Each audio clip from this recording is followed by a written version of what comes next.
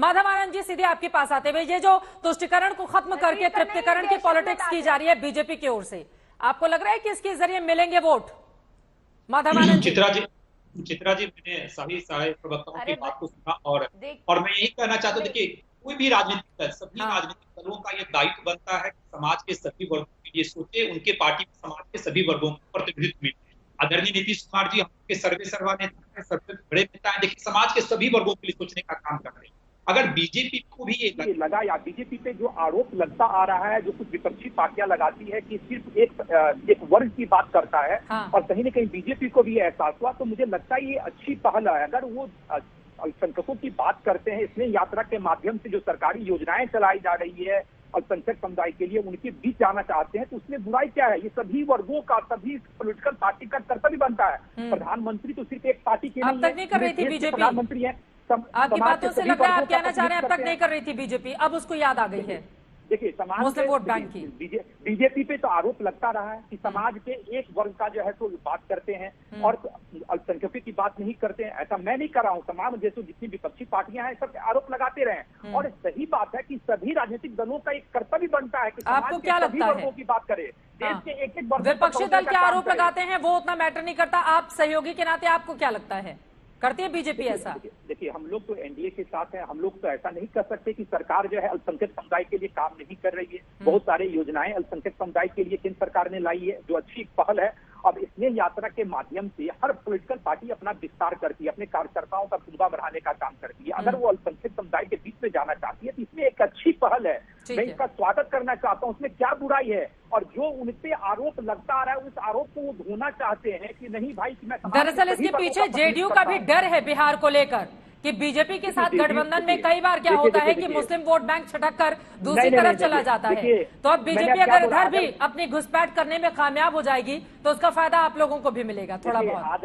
आपकी बातों से यही लग रहा है। आदरणीय नीतीश कुमार जी समाज के सभी वर्गों को लेकर चलेंगे, जाने जाते हैं, और यही कारण है कि 17 साल से जो है लगातार बिहार वासियों की सेवा करने का मौका मिला। तो उनको पता है कि समाज के सभी वर्ग, हम लोग तुष्टीकरण की नीति नहीं अपनाते हैं, चाहे हम लोग के सारे वर्ग एक समान जैसे हैं, चाहे अल्पसंख्यक हो, ओबीसी हो, सवर्ण हो, एससी हो, एसटी हो, सबको लेकर चलने के लिए जाने जाते हैं आदरणीय नीतीश कुमार जी। और बीजेपी ये अच्छी पहल है, मैं इस पहल का स्वागत करना ठीक है। आपको लग रहा है कि बीजेपी ने स्नेह यात्रा के जरिए ये जो तृप्तिकरण की नीति अख्तियार कर रखी है वो काफी अच्छी। मैं सीधे कलीमुल हफीज साहब आपके पास आते हुए, अगर एक भारत श्रेष्ठ भारत के लिए इसकी जरूरत महसूस हो रही है बीजेपी को और वो ऐसे कदम बढ़ा रही है, तो आप लोगों को इतनी परेशानी क्यों हो रही है?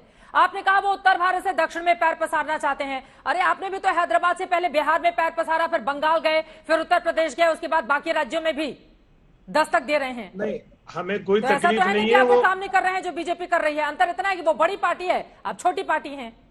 देखिए, हमें कोई एतराज नहीं है कि एक भारत और श्रेष्ठ भारत बनाएं। हमें एतराज इस बात पे है कि जो सरकार की जो प्राइमरी ड्यूटी है वो है देश की सुरक्षा और देश के नागरिकों की सुरक्षा।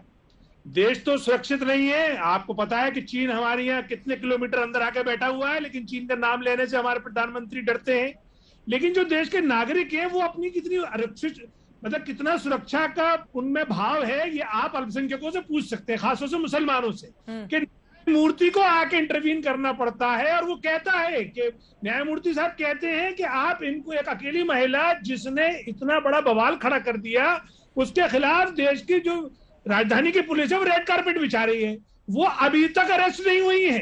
प्रधानमंत्री ने अपना कोई पुलिस को ऑर्डर नहीं दिया, गृह मंत्री ने ऑर्डर नहीं दिया। तो आप बताइए, जब देश के नागरिक पार्टी से निकाल तो दिया है उनको, जब सुरक्षित ही नहीं है तो पार्टी से निकाल दिया है उनको जी, निष्कासित कर दिया है पार्टी से। नहीं, लेकिन अच्छा ठीक है, ये बीजेपी ने अपने संविधान के तहत तो निष्कासित कर दिया, देश के संविधान को क्यों खामोश कर दिया?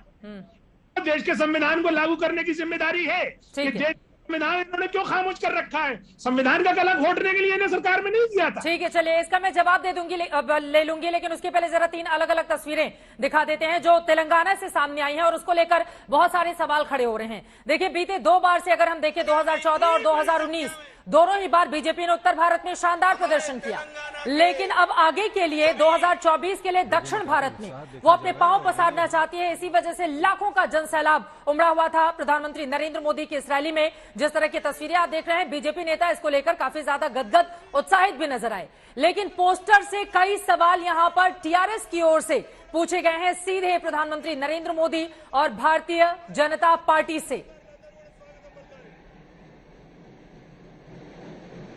अब सवाल यह है कि ये देखिए, घबरा तो नहीं गए कलीमुल हफीज साहब? जिस तरह की भीड़ उमड़ी हुई थी, टीआरएस तो आपकी भी सहयोगी रही है, तो ऐसा तो नहीं कि मुख्यमंत्री में बेचैनी थी इसीलिए वेलकम करने के लिए भी नहीं पहुंचे प्रधानमंत्री का और भीड़ देखकर परेशान हो गए?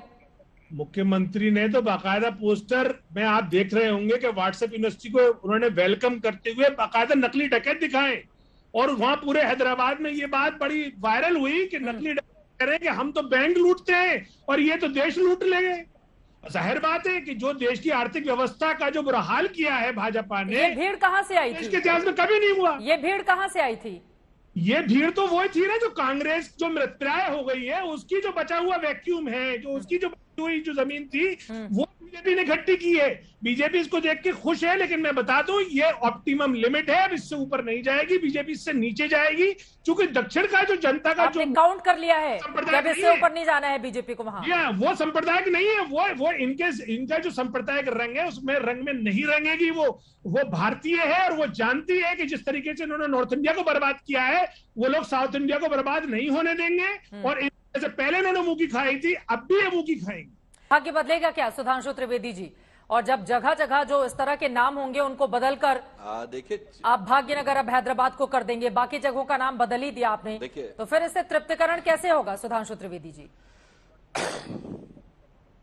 कैसे करेंगे? पहले तो मुझे बड़ा आश्चर्य होता है, मनोज झा जी पढ़े लिखे, मैं पहले जवाब देता हूं, मनोज झा जी क्या बाइट दिखा रही थी? पढ़े लिखे प्रोफेसर हैं, क्या बोले 50 साल में सबसे ज्यादा बेरोजगारी और महंगाई, आर्थिक स्थिति खराब है।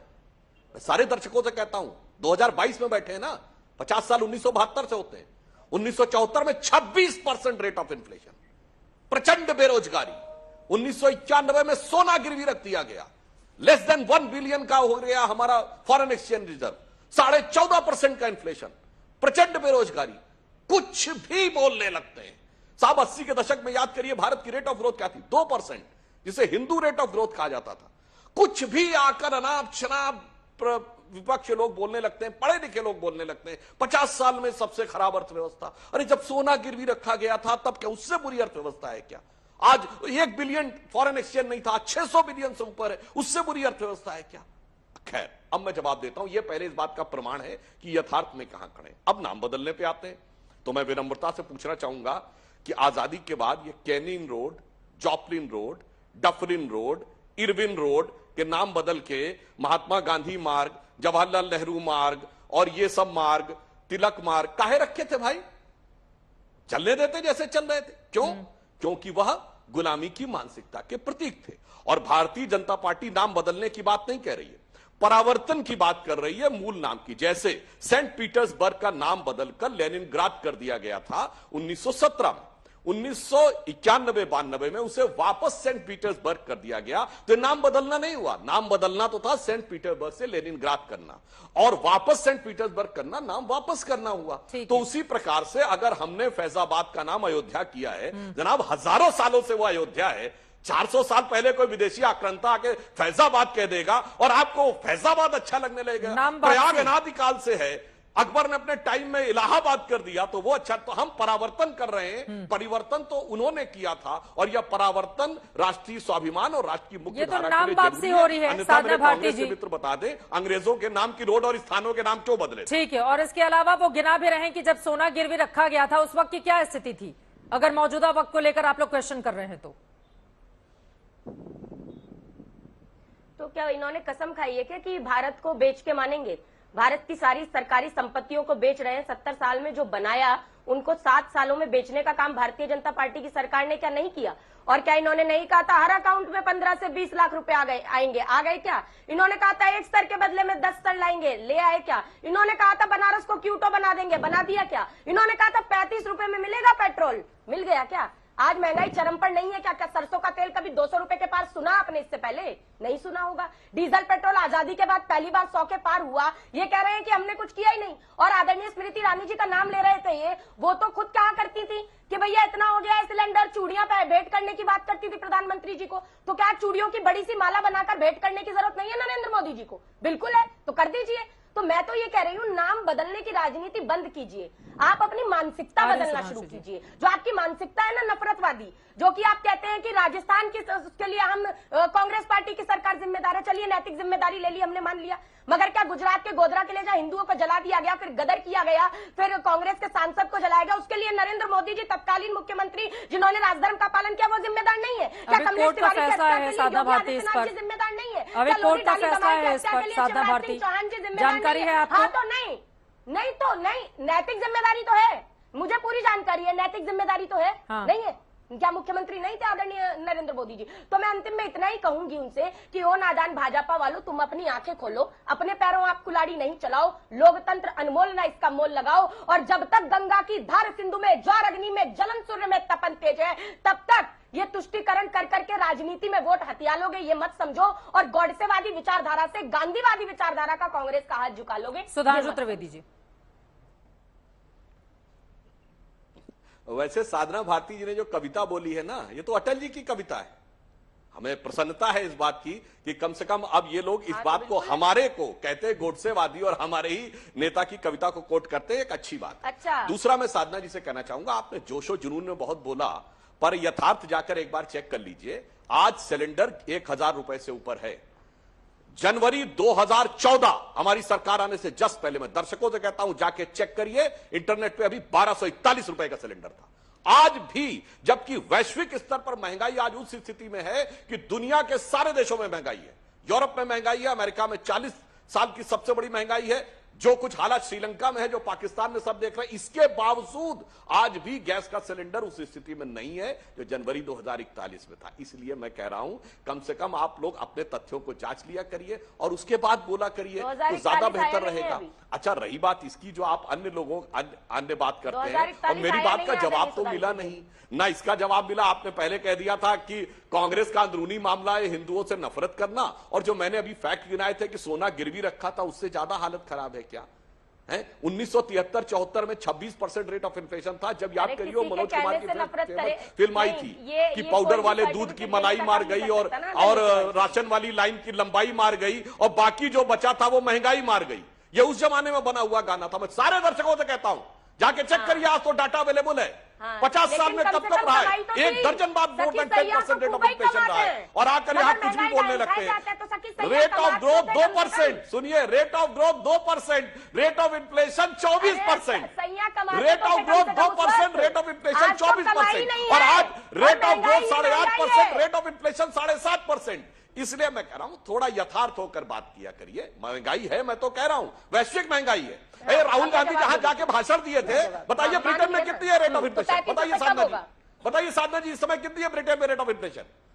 अरे बताइए ना, रेट ऑफ इन्फ्लेशन ब्रिटेन में कितनी, जहां पे बैठ कर राहुल गांधी जान दिए थे पिछले हफ्ते? बोलिए। आप पाकिस्तान तो कहे ज्ञान देते हैं आपके नेता जाके ब्रिटेन में? अब आगे से कह दीजिए राहुल गांधी को ब्रिटेन से जाके भारत को ज्ञान न दिया करें। बिना बुलाए मोदी जी पाकिस्तान चले जाते हैं, अडवाणी जी जिन्ना जी की मजाक पर चादर चढ़ा के आ जाते हैं। तो आप मुझे ये बताइए, अब साधना भारती जी, दिक्कत दरअसल ये भी है ना कि आपको बीजेपी को घेरने के लिए बीजेपी के ही नेता की कविताओं का सहारा लेना पड़ रहा है, तो बीजेपी को कैसे घेरेंगी?